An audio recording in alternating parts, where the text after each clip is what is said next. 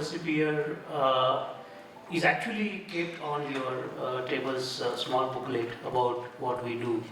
And I also have a booth, so I will not take much time in discussing about Persevere. Here I am discussing more about the pains which we are having as my own customers over the years, and I would say my learnings about what all has happened in manufacturing domain so far and where we are going from here.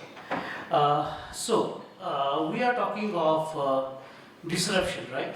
So just to experience the disruptions, you plan to have your notes today on your mobile phones maybe while I present.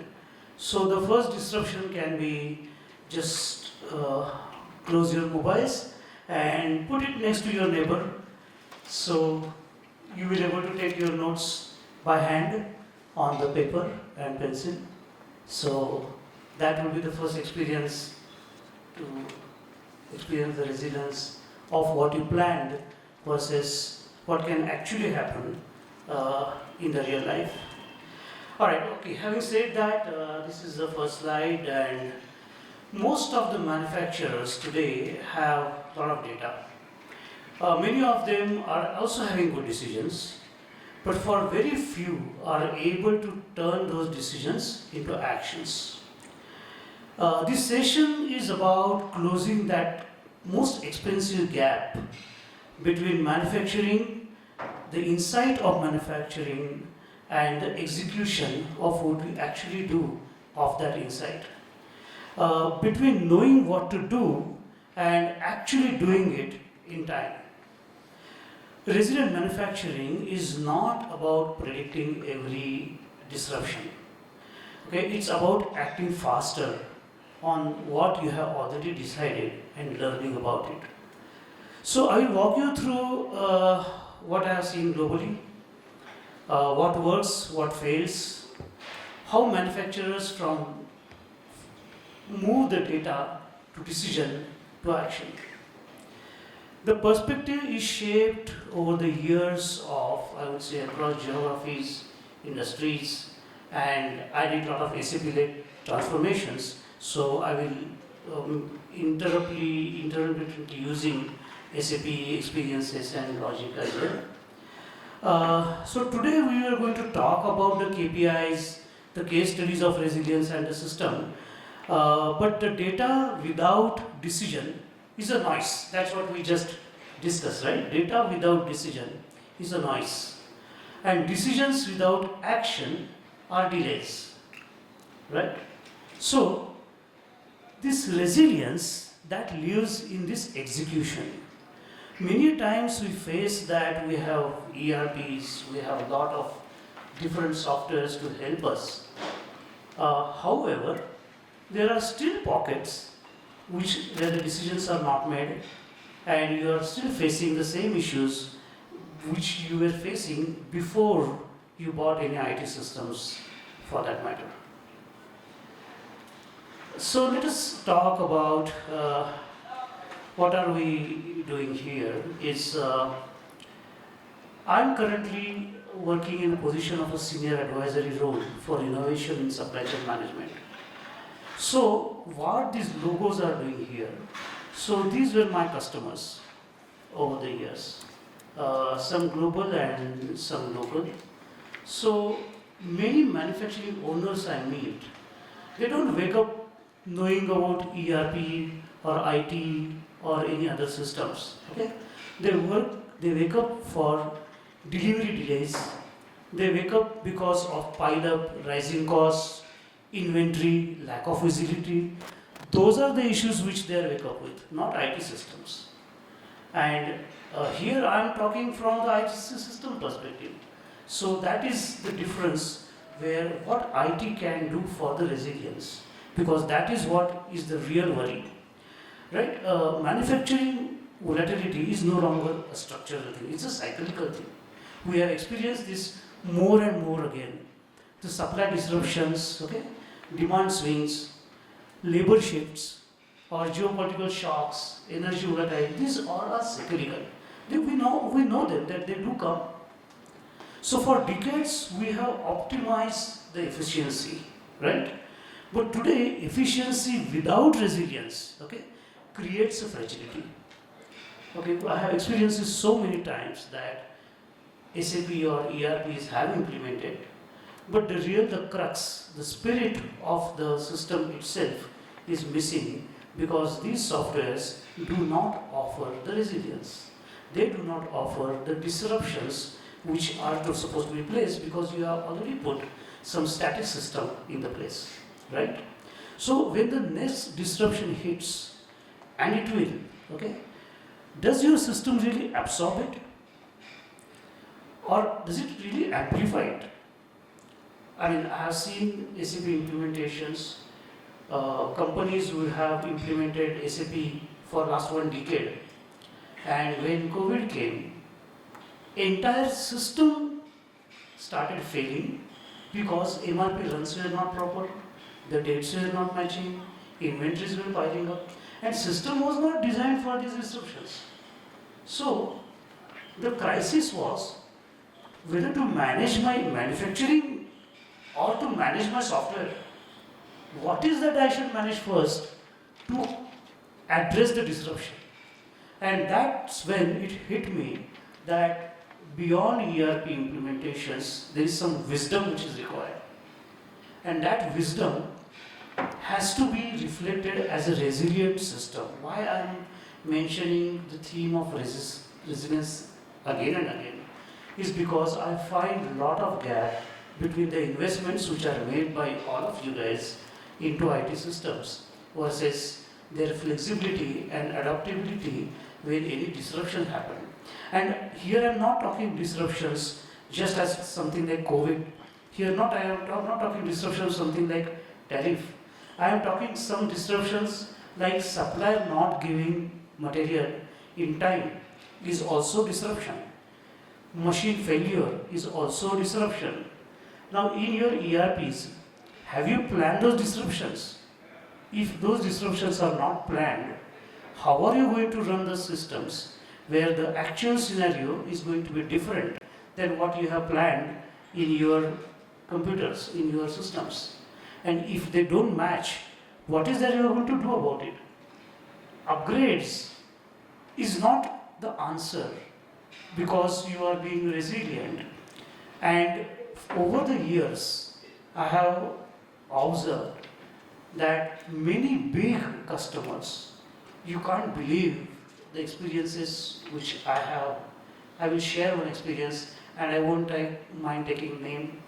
Company is Nestle. Globally, master data had to be serviced through Excel sheets of Nestle.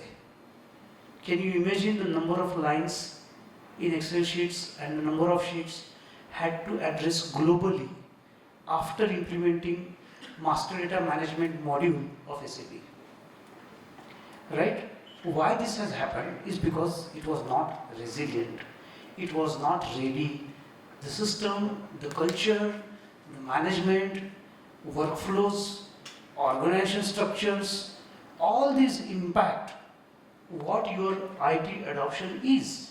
And if those two doesn't match, your ERPs are not going to give the results which you would want. For example, now I will go to the next slide. So why the same scenario? I shown you global customers which are European or US customers, and then some of my customers which are very much Indian customers, SMEs.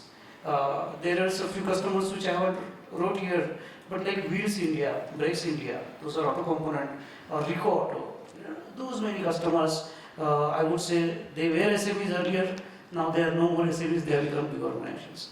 So why the same scenario for most of the customers irrespective of the regional dynamics, right? Systems exist, but the results aren't matching those expectations. Most of the manufacturing leaders I meet tell me the same thing, right? That we have the systems, but the results are still not what I want. Because you always get what you inspect, yeah, and not what you expect. Your KPIs, what you want to measure, you will get what you measure probably. But those measurements need not reflect what you actually want from the business, like money. Right? So many, one pharmaceutical customer I had, and when I was talking to him, and he was recording what I am saying on tape recorder, saying that whatever you said, you are committing. I said, yes, of course. For next 45 minutes, he listed total 241 different reports which he wants for his different departments. And I asked him that, alright, I am going to give you those 241 reports. That is not my problem. My problem is, show me the schedule of reports which you are going to look into. What is that you are going to do with those 241 reports? Out of those 241 reports, how many reports are enabling you to give decisions? And if you are not taking decisions out of those reports, why you want those reports? So I reduced 241 reports to 63 reports. What I did was, I saved the time of all the users of reading those reports and not doing anything about it other than the information which he has, because he wants to have that information and not that organization wants to have that information. There's a difference between that. So when I do ERP implementation or any of such services, what is important is why you do it. What you were mentioning, sir, was absolutely the case in most of the things. So what this slide explains is why. What are you seeing on the waterline looks fine. Okay, ERP exists, planning runs, reports are generated, but the results are shown as below the waterline. Like at the ERP at the top, at the surface, the system exists. It creates confidence, but sometimes false confidence. The presence of the system is mistaken for the control. If you have a system, then you think that you have a control, and that's the mistake to my experience now. For example, here's a big red flag. MRP runs, planners override them. Okay? Overrides for not a planning problem, it's a trust problem. Whether the MRP run results are right or wrong. What the planner is going to do is to convert the MRP run into Excel sheet. Calculate his own MRP systems. Calculate his own formulas in Excel sheets. And put the buffers. Add the lead times. Adjust the purchase orders. And then purchase orders will be given to your vendors using Excel sheet. And you spend some 1 crore, 2 crore for the SAP system. And what's the use? Is just as a back paper. So the problem is not in implementing SAP. Problem is not in the software. It's about the adoption of why you did this. And my experience also tells me that these teams stop believing in the plan. Okay? They start reacting to what happened yesterday. Right? So whether it's a delivery problem, delivery promises without insight, broken without warnings, right? Say for example, none of these problems are really technological problems. They are all system design and decision design problems. When systems exist and results don't, it is because they are happening outside the system. And ERP failure is rarely a functionality, it's a trust, adoption and discipline, right? And that is why here the technology is running faster and faster. You are talking AI, you are talking ML, you are talking deep learning, and not those robot dogs, right? We are not talking that today. So we are talking about those technologies, and are we adopting it into our systems is something which we need to learn about. So here is the definition of the problem. Okay. Every manufacturing organization sits on some of this spectrum which I am showing you here. I don't know why it is not being visible.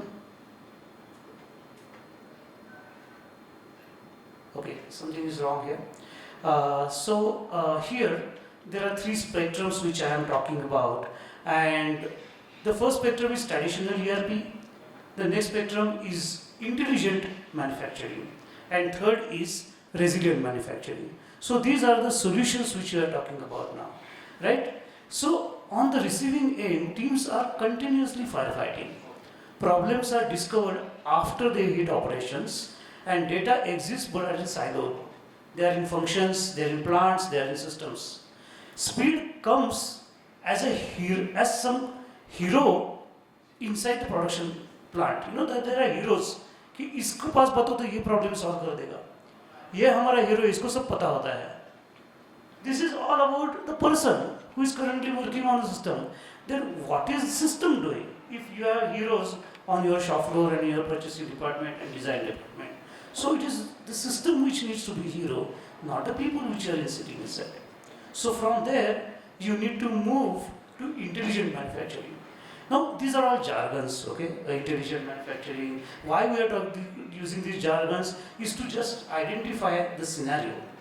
So, when I am talking of intelligent manufacturing, intelligence is something which is being fed in the system, that calculated this way, these are the dates, these are the deadlines, this is the bill of material, this is the routing which you are supposed to handle, this is the production plan, and this is how you confirm the production plan. This is intelligence. This is already there in the system. Why we are talking of resilient system now is because people who are currently working in the intelligence system understand the failures, and because of AI, now I am coming to the actual perspective of the data and AI. We are talking of resilient manufacturing now. Why we were not talking 10 years before? Because the resilience was not possible through system, resilience was possible through people. Because of AI, we are now embedding the resilience also in the system. And that is some, I would say, big learning which we all are having these days. Say for example, I will give you one example which in Percipere, in my organization, we have created one, I would say, resilience solution. What is the resilience solution? Solution is, there are thousands and thousands of materials in your material masters, right? And for every material, you have to take a decision that whether this is a safety stock material, or I should be ordering it, or I should be designing it. So you are taking decisions about how should I keep inventory of that material. Is it ABC analysis? Is it Kanban? Is it JIT? It is consumption-based planning, reorder point planning, safety stock. What are those various ways depending on how I plan my material? Now this has been decided 4 years back, depending on the price and the vendor quality and the lead times it is coming. After 4 years, the situation has changed. The material price has changed, lead time has changed, suppliers have changed. Now, is that change reflected in your data? Whether it is Bajaj, whether it is Tata's, whether people are here from various organizations, I can vouch that your system master data is same as what it was 4 years back, because there is no bandwidth of any of purchasing guy to actually go by material and change those decisions about how should I buy that material now, today, not on the parameters which were set up 4 years back. Now AI, for example, the product which we have created, that gets inside the system, study the data, and take a decision that I was earlier buying this material as a reorder point planning material, but now that needs to be changed to Kanban type, so that I change my inventory or save my inventory value cycle by 2%. And if I am doing that for one material, if I repeat those decisions and that intelligence every time for each material, I am going to save my inventory cost and cycle by minimum 10 to 12%, despite me having ERP for last 10 years. And we have done that because we believe that earlier systems were static and now they are resilient because of the AI introduction. And that is why though I am myself is a critic of AI because of the noise which is creating, but I know the value of AI when it is used properly to really bring that ROI in the operations. Any system, if it is not affecting your top line or bottom line, that system is of no use to you. It is only a fancy. I have met few SME leaders, owners. They told me that I want graphs on my mobile. I should be able to see my report on my mobile. He is staying 5 kilometers away from his factory. I asked him, what is that is going to happen from your home to your manufacturing unit in that 5 kilometers? What is that you want to see on your mobile which you will not able to see in your factory? He wants those jazzy things. Okay, he wants to spend that money. But where the money should be spent in bringing that resilience now is because the technologies are available now. Okay, so I have gone to the next slide. I don't know how I'm going over. We have over time. Give me 5 minutes more. Okay, they're asking me to finish it early, so I will do that. But then there are bad days and normal days, right? So bad days and normal days is basically what we are talking about is intelligent manufacturing and resilient manufacturing. So if you want to have more stable systems, if you want to have absorb those shocks and adopt, you assume the things are going to go wrong and prepare for that in your system, than waiting for it to go wrong and then redesign and resetting the system every time, because the disruption is going to be a daily basis. It's up to you how you want to address this disruption. Okay, so here I am going to talk about, I would say, a recipe, okay, which I kind of have created these six atoms that unless you have this, resilient manufacturing is not possible. Okay, so it starts with stable and standard processes. You need to have that. You can't automate the chaos. Don't automate the chaos. Okay, don't scale up the inconsistencies. If you scale it up, you will have huge master data and transaction data to correct it later on when you want to deal with the data itself. Don't optimize what is not standard. Don't optimize what is not standard. Keep it that way. Don't standardize it unless you improve it further. Okay? Integrated manufacturing systems is the next point which needs to be there. Disconnected systems always create delayed decisions. Irrespective of your APIs, integration, connected programs, RPS, etc., it doesn't work. ERP, MES, planning, quality, this should speak one language. Okay? Parallel spreadsheets are creating blind spots. So integration reduces the reaction time. If you want to be resilient, integration is must. Third is high quality trusted data. A lot of discussion has happened in the current spirit, so I won't dwell much on it. Fourth is advanced automation and control. This is a must have.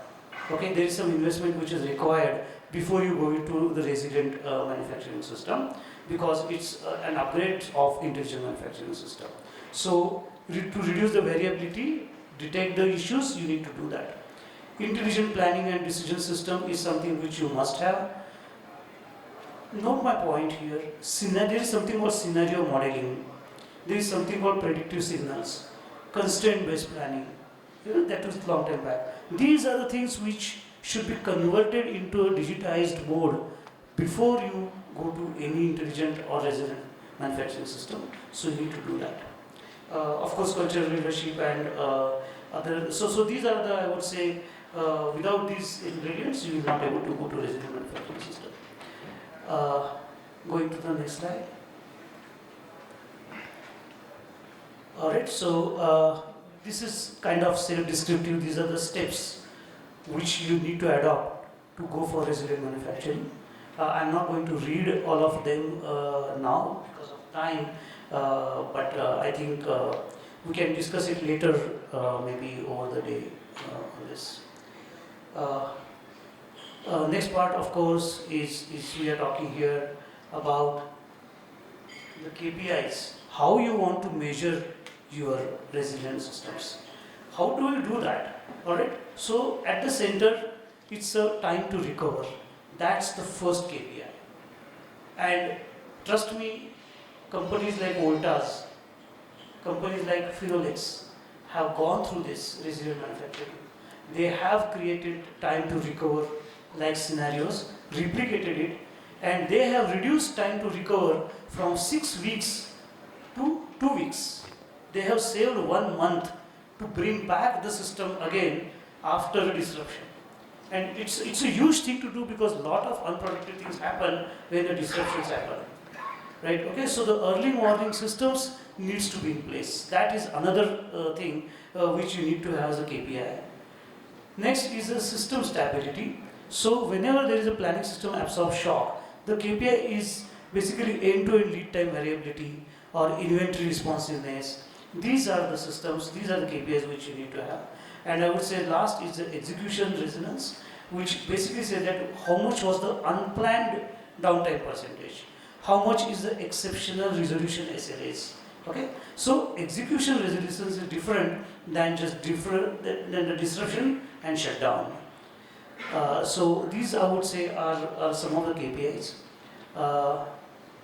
Here is something which is very interesting. Again, these are my customers, different type of customers, gone through different type of resilient systems over there. So I'm not going to discuss all of these are 3 different organizations, 3 different starting points they had, 3 different outcomes they had. But basically what they had was some limited integration systems or heavy manual overrides were there. Some customers have integrated ERP and they have better visibility, but the problem was the disruption was there, partial customer impact was there, clear vision and scenario planning was not embedded. So these are the things which you need to do now in your manufacturing systems to make them more resilient. If they don't, then you will become inflexible and your competition is quickly adopting it. Right? So I will kind of stop here, and I will say that if your plant must manage a serious supply disruption tomorrow, how long it will take you to understand the full impact, how long it will take to identify your options, and how long it will take to act. If you have these answers in weeks, you are not resilient yet, you need to do something about it. Thank you.